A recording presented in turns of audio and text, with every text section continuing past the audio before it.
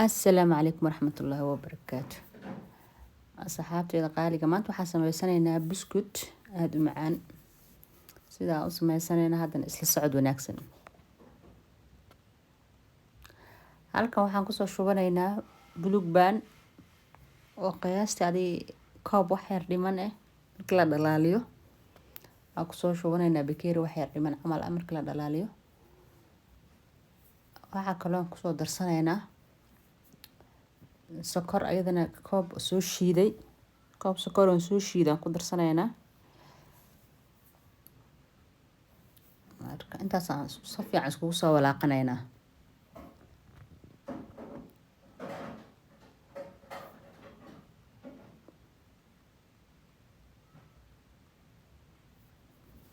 waa kana intaan markaan saa iskugu soo walaaqana haddana wixii kale taan ku dhex darsanaynaa oo u baahnayna ku darsanaynaa. So fiican buluug baankii sokorta aan isku soo dhex gelinay haddana waxaan ku darsanaynaa baking powder yar wax yar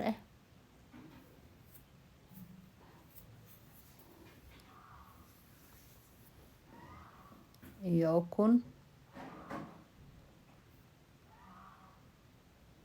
ukunta xabka waa kasoo saaray qayb jaalaha bis aan isticmaalaynaa.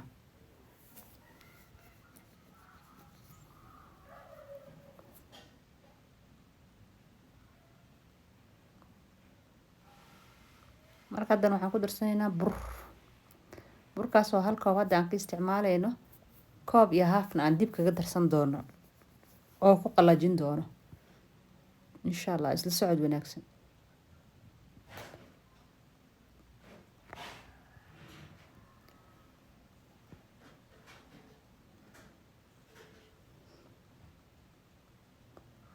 waa kadana koob kale ku darsanaynaa yar ugu dareynaa inuu uga adkaadan ka yaaba ka baqaayay marka yar ugu darsanaynaa.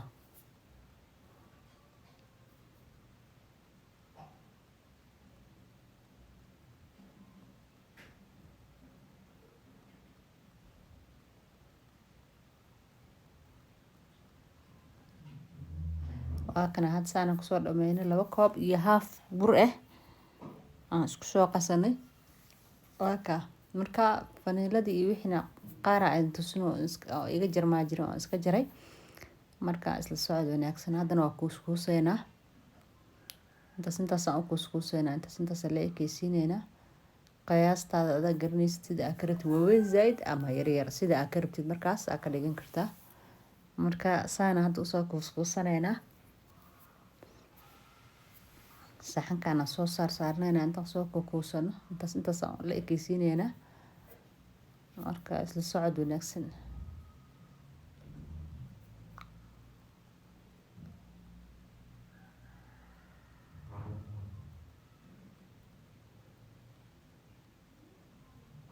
waa ka haddana saasaa kusoo dhameynay waa sameyneynaa marka midiyaa soo qaatay calaamada rabaa inaan geesaha uga yeelo si oo decoration si qurux badan uu igu noqdo. marka saasaa rabaa inaan ku sameeyo asaga naqshadiis biskutka saas leh waaye waxaan ugu talagalay inaan saas u calaamadeeyo marka naqshadiisa intaas leh waaye.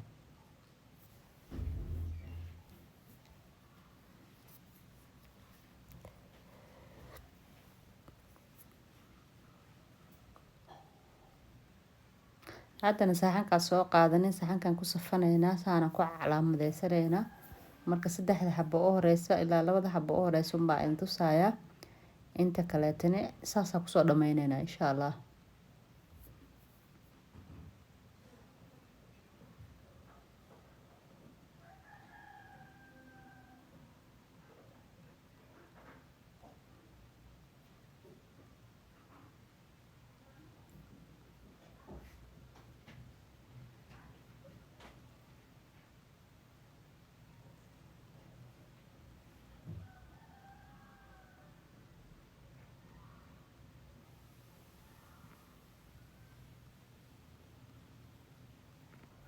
marka aad buu quruxsan yahay maarta flower yar oo qurxoon noqonaya marka saasa ku wadayna insha Allah.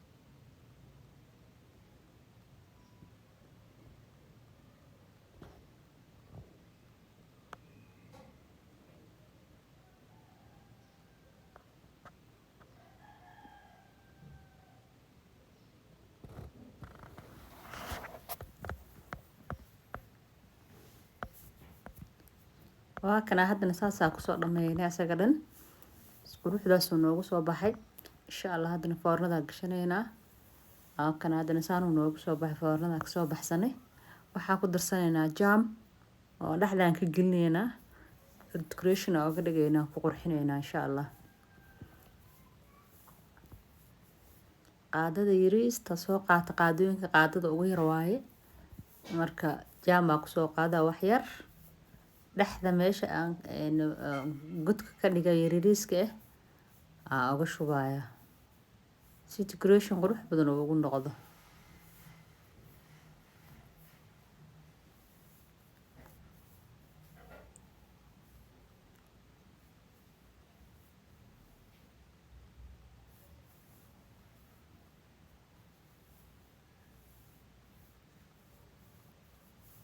haddaa qaado weyn soo qaada wax badan ku shubo wuu kaa daadanaa. marka qaadadaas weyn ma soo qaadanin, waxay midaan yartaan soo qaatay wax yaraan ku shubaya.